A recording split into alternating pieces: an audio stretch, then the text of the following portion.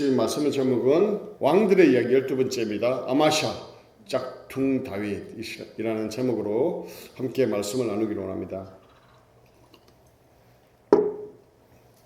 예전에 제가요, 이베이라는 온라인 마켓에서 애플 에어팟 프로를 산 적이 있어요.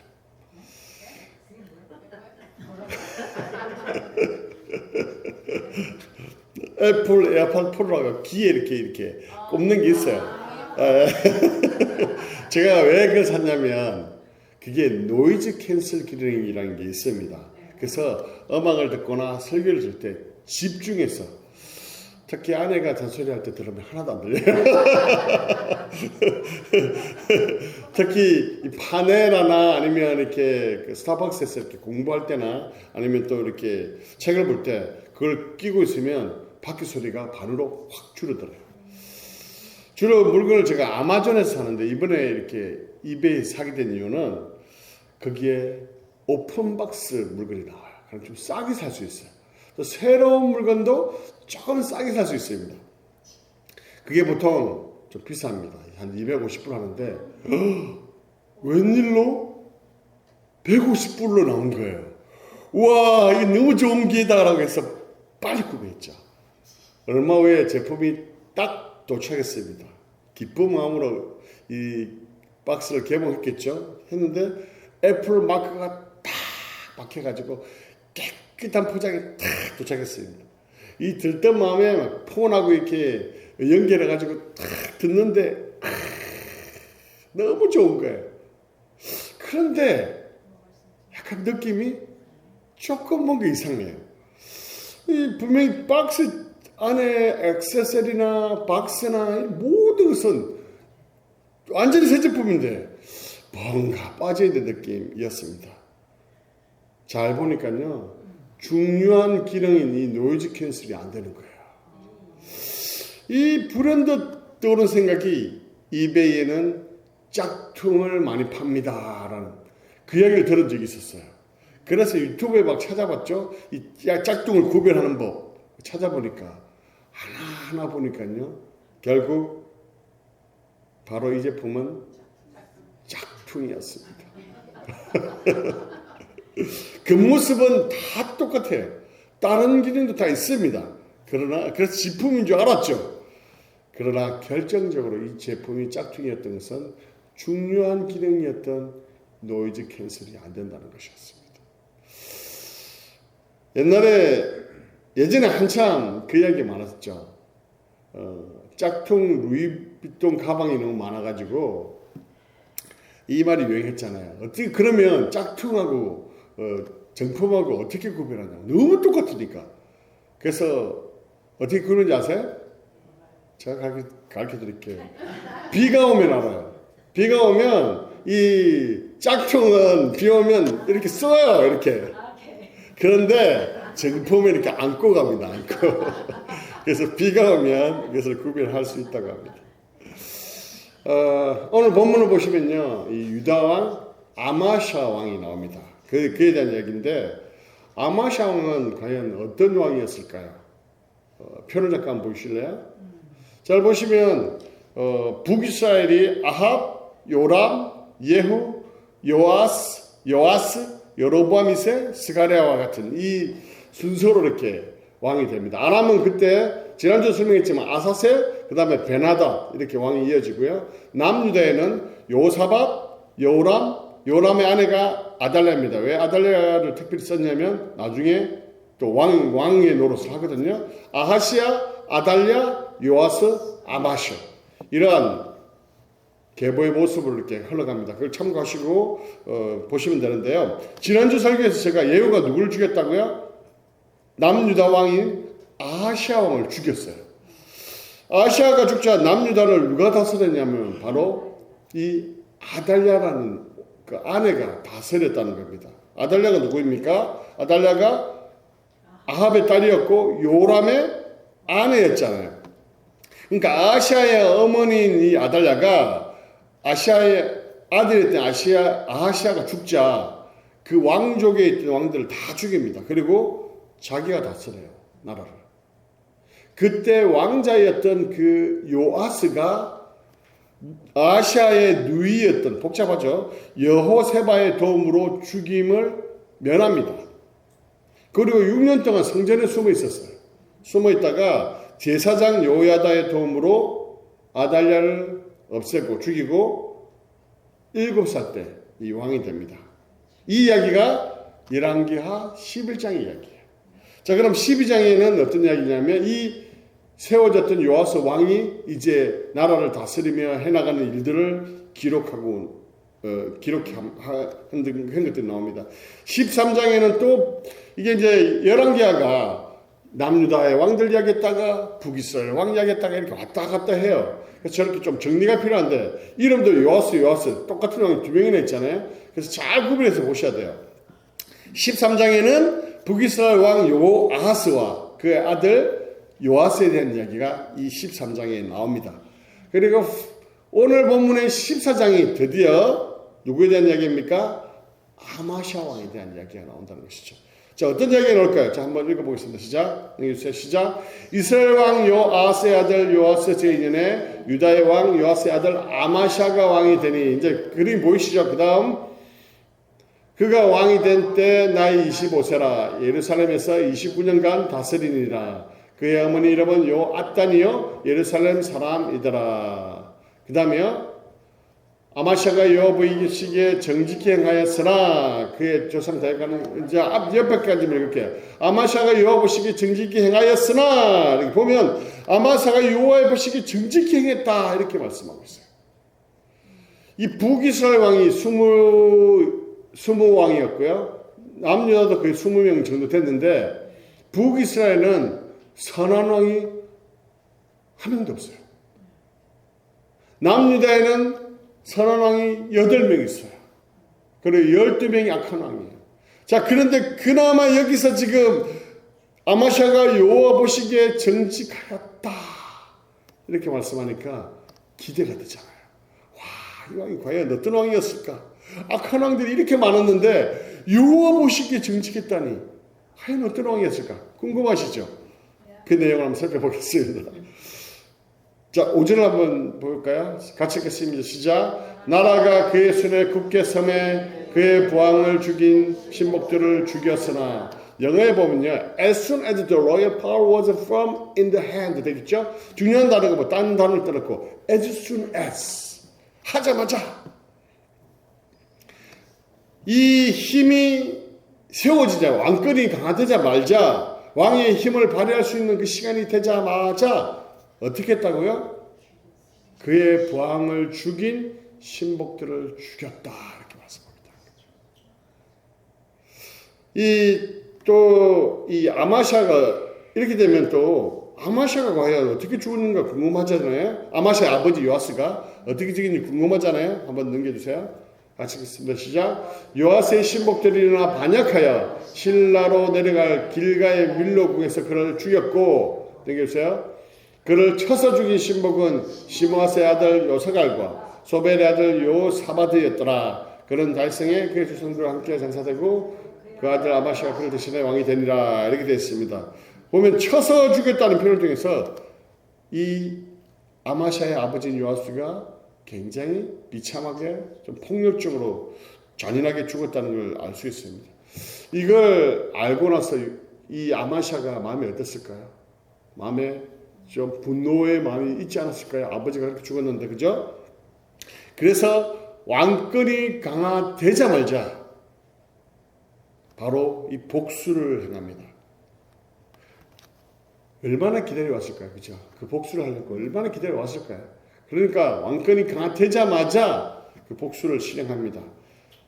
그런데 보면 아버지를 죽인 그 신하들만 죽였다는 걸 알 수 있어요.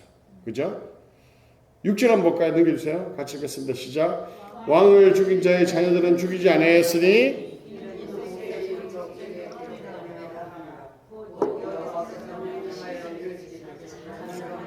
아버지를 죽이지 말 것이요 아버지로 말미암아 자녀를 죽이지 말 것이요 뭐라 오직 사람마다 자기 죄로 말미암아 죽을 것이다 하셨더라.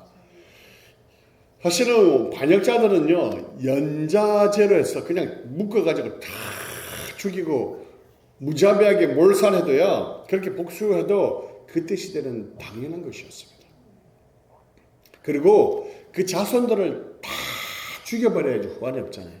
또 일어날 줄 모르잖아요. 또 복수한다고. 그런데 어떻게 했다고요? 그렇게 하지 않았다는 거예요. 조선시대 때요, 반역죄가 가장 큰 죄였는데 몇 족을 멸할까요? 3족을 멸합니다. 3족을. 3족을 멸해도 아무 말을 할 수가 없습니다. 그러나 이 아마샤는 3족을 멸한 것이 아니라 부왕을 죽인 신복들만 죽였다는 거예요. 왜 그랬을까? 왜? 그 이유는 말씀에 순종하기 위해서, 말씀을 따르기 위해서요. 그래서 보면 몰세의 율법책에 기록된 대로 했다라고 이렇게 말씀하고 있잖아요. 말씀대로 하기 위해서 자기의 그 분노, 감정, 그 사무치는 원한, 그것들을 절제하고 낮출 수 있었다는 거예요. 이것이 하나님 보시기에 정직했다라고 평가하고 계신 것이죠. 아마샤는 이어서 또 이거 말고도 또 하나님 보시기에 정직한 모습을 행하는데요. 7절 한번 같이 읽어볼까요? 시작. 아마샤가 소금 골짜기에서 에돔 사람만 10,000명을 죽이고 또 전쟁을 하여 셀라를 취하고 이름을 욕되리라 했더니 오늘까지 그러하니라. 아멘. 아마샤가요, 이 에돔 사람 10,000명을 죽인 사건은 대단한 사건이에요. 굉장히 큰 사건입니다. 엄청난 일이죠. 굉장히, 왜냐면 이 에돔이 살고 있는 땅은 제가 오바댜 설교할 때 들으셨죠. 완전히 그냥 돌로 되어 있는 그런 초롱성 같은 그런 곳이잖아요. 그런 곳을 정복하다는 건 쉽지 않거든요. 그런데다가 이 에돔이 우리가 오바댜에서 배웠지만 이스라엘하고 가장 가까이 있어요. 그리고 혈족이에요. 그런데 틈만 나면 이 유다를 괴롭혔습니다. 힘들게 했습니다. 유다에게는요, 이 에돔이 옆구리에 가시가 돼요. 가시. 입에 끼어있는 가시가, 이 쌀에 꽂혀있는 그 가시와 같았어요. 얼마나 힘들어요. 여러분 경험해 보셨죠? 한번 지도를 보실래요? 그 뒤에 없나요? 여기 있네요. 바로 이 이스라엘 유다의 바로 옆에 있단 말이에요. 그렇기 때문에 이게 완전 옆구리에 가시 같은 존재였다는 것입니다. 그리고 쉽게 방어할 수 없는 초롱수 같은 돌산이었기 때문에 이 성을 쉽게 정복할 수 없었어요. 그러니까 그 가시를 옆에 그냥 달고 그냥 살았다는 거예요. 그러니까 암덩어리 같은 존재를 그냥 달고 살았는 거하고 똑같아요. 그렇게 살아왔다는 거예요. 얼마나 힘들겠습니까? 그런데 그 에돔을 완전히 물리쳤다는 것이죠. 그에 대한 상세한 내용, 이 에돔을 물리치는 과정에 상세한 내용이 나오는데요. 역대하 25장 1절에서 14절 내용인데 그걸 다 읽을 수 없으니까 제가 더 간단하게 이해하기 쉽게 설명을 드릴게요. 아마사가 이 에돔을 치기 위해서 30만 명의 군대를 모집합니다. 이 30만 명 갖고도 이제 안 될 것 같아서 완전하게 승리하기 위해서 또 이스라엘에 은 100달란트를 줘서 용병을 10만 명을 데려와요. 말씀을 볼까요? 앞에 것 같은데 앞에 있는 게 있어요. 예, 시작. 은 100달란트로 이스라엘 나라에서 큰 용사 10만 명을 고용하였더니, 그죠? 여기서 작은 용사도 아니고 뭐 어떤 용사요? 큰 용사. 큰 용사가 어떤 사람들일까요?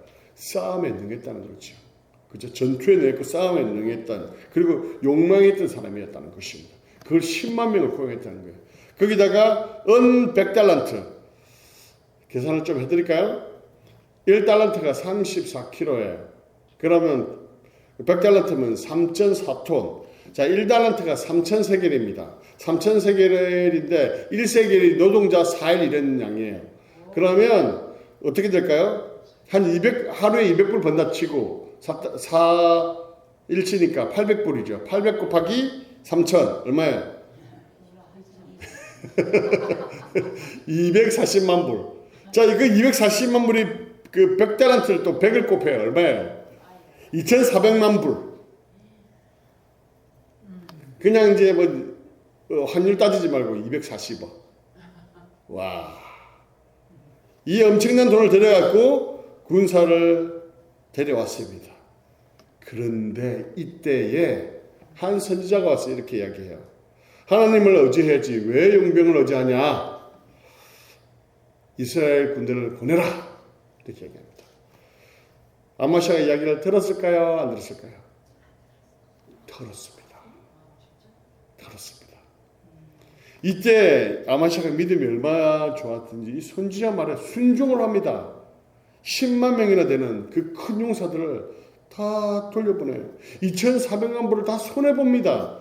그리고 이 큰 용사들을 다 보냈기 때문에 전쟁에 도움이 엄청 될 텐데 다 돌려보냈다는 거예요. 그런데 이제 이 용사들이 이스라엘 용병들이 실컷 싸우려고 막 들떠있다가 돌려보내니까 화가 나가지고 돌아가다가 유다 마을을 약탈해요. 그래서 3,000명이나 죽이고 물건도 뺏어갖고 가버립니다. 그러니까 아마샤가 어떻게 됐겠어요? 손해도 보고 돈도 손해보고 사람도 손해보고 인심도 잃고 엄청난 손해를 봤습니다. 그럼에도 아마샤는 하나님 말씀을 붙잡습니다. 그리고 결과가 어떻게 돼요? 에돔을 완전히 이기잖아요. 완전히 이겼던 말씀이 나오는데요. 뒤에 한번 넘겨주세요. 같이 뒤에 같이 읽겠습니다. 시작. 유다 자손이 또 만명을 사로잡고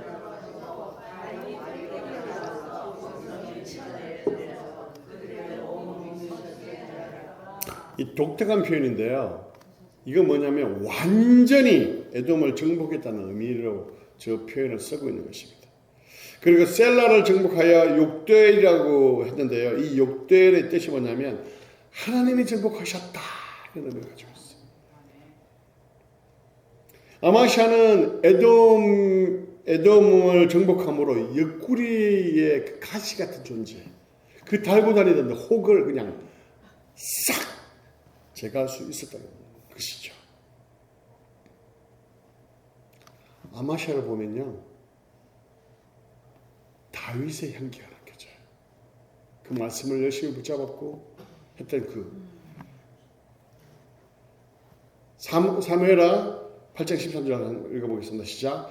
다윗이 소금 골짜기에서 에돔 사람 18,000명을 죽이고 돌아와서 명성을 떨치니라. 그 다음 다윗이 에돔의 수비대를 두되 온 에돔의 수비대를 두니 에돔 사람이 다 다윗의 종이 되니라. 다윗이 어디든지 여호와께서 이기게 하셨더라. 이 에돔을 이긴 왕들이 별로 많지 않아요. 그 정복했던 왕들이 다윗이 그렇게 했단 말이에요. 아마샤, 다윗의 향기가 납니다. 아마샤가 계속해서 이렇게 믿음을 계속 지켜왔다면 다윗과 같이 되지 않았을까요? 그런데 이러한 큰 승리를 한 그때, 그러고 나서 그때 바로 그의 아마샤는 이스라엘 왕 요아스에게 사자를 보냅니다. 보여주세요. 같이 읽겠습니다. 시작. 아마샤가 예후의 손자 요아스의 아들 이스라엘 왕 요아스에게 사자를 보내 이르되 오라 우리가 서로 대면하자 한지라. 이 대면하자는 말은 뭐냐면 전쟁하자는 소리. 아마샤가 북이스라엘 왕이 요아스에게 전쟁 한판 뜨자 다 이렇게 선포했다는 겁니다. 아마샤가 믿음으로 이렇게 에돔을 정복했음에도 불구하고요, 그 다음에 나오는 하나님의 평가가 좀 달라지는데요. 그건 그 전체적인 그림 속에서 보라고 말씀드릴 거예요. 읽겠습니다. 시작. 아마샤가 여호와 보시기에 정직히 행하였으나 그의 조상 다윗과는 같지 아니하였으며 그의 아버지 요아스가 한 대로 다 행하였어도 라고 이렇게 말씀하고 있죠. 보면 중요한 표현이 나옵니다. 그 조상 다윗과는 같지 아니하였으며. 이 남유다에 대한 평가 기준은요, 바로 다윗이었어요. 북이스라엘은 여로보암을 따랐나 안 따랐나 그에 따라서 정해지지만 다 따랐지만 어쨌든 아마샤는 그래서 보면 다윗의 향기가 많은 나는 왕이었는데 다윗과 같이 아니하였다라는 표현을 통해서 우리가 그 아마샤의 그 모습을 알 수 있죠. 역대하 25장 2절에 보면요, 같이 읽겠습니다. 시작. 아마샤가 여호와 보시기에 정직하게 행하기는 하였으나 온전한 마음으로 행하지 않았다. 역대기는 또 다르게 표현하고 있죠. 온전한 마음으로. 다윗같이 온전히 하나님을 쫓았던 사람이 없었잖아요. 그래서 다윗을 뭐라고 이야기합니까? 사도행전에서는 내 마음의 한판자다. 온전한 마음으로 행함을 통해서 내 마음의 한판자다 했는데 아마샤는 그렇지 않다는 걸 말씀하고 있죠. 왜 이런 평가가 주어졌을까? 왜 아마샤에게는 평가가 주어졌을까요? 넘겨주세요. 같이 읽겠습니다. 시작. 아마샤가 에돔 사람들을 죽이고 돌아올 때에 세일 자손의 신들을 가져와서 자기의 신으로 세우고 그 앞에 경배하며 분향한지라. 자, 세일 자손 하면 세일 자손이 바로 에돔이잖아요. 그죠? 에돔. 에셀산 에돔이었고, 그죠? 거기에 있던 신들을 가져와서 경배했다는. 와, 진짜 당황스럽죠. 너무 절망스럽습니다. 에돔의 신을 가져서 왜 그걸 섬기냐는 거예요. 그래서 이 아마샤의 모습을 보고 선지자가 와서 그렇게 이야기해요. 아니 이미 망한 사람의 신을 왜 가져왔냐고. 그러니까 오히려 화를 냅니다. 그리고 너는 입 닥쳐. 입을 닥쳐. 이것은 바로 아마샤의 마음이 온전하지 않았다는 거예요. 하나님을 향해서 온전히 향하지 않았다는 것을 말씀해 주고 있는 것이죠. 우리가 읽지 않았지만 4절에 보면 산당을 또한 제거하지 아니하였다고 말씀하고 있잖아요. 그것 또한 이 아마샤의 마음이 온전히 하나님을 향하여 나아가지 못했다는 것이죠. 그래서 점점 아마샤의 모습은 짝퉁이 되어가고 있다는 것이죠. 이러한 모습은요, 아버지였던 요아스하고 꼭 닮아 있어요. 역대하 24장을 보면 하나님이 보시기에 정직했던 요아스가요, 여호야다가 죽자 어떻게 하냐면 유다 방백들이 올라오니까 여호와의 전을 버리고 아세라 목상과 우상을 섬기기 시작해요.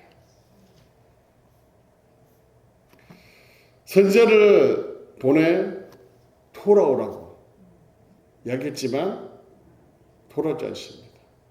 그래서 요야다의 아들이었던 스가랴가 직접 이 요아스에게 가서 돌이킬 걸 했는데요. 어떻게 됩니까? 그를 잡아다가 여호와의 전 앞에서 때려 죽입니다. 돌로 쳐 죽여버립니다.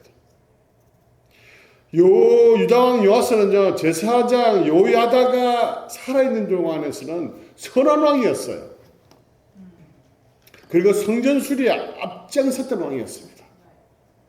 그러나 아람 왕 하세일이요 쳐들어오니까 하나님께 드리고자 했던 그 성전 수리를 드렸던 성물들을 다 팍팍 긁어가지고 이 아람 왕 하세일에게 다 바쳐버립니다. 그리고 나중에 결국 잘 아시는 것처럼 요아스도 신복들에게 죽임을 당하죠. 요아스의 마음 또한 온전히 하나님을 향하지 않았다는 거예요. 영적인 방패막이었던 요야다가 없어지니까 마음대로 하기 시작했다는 것이죠.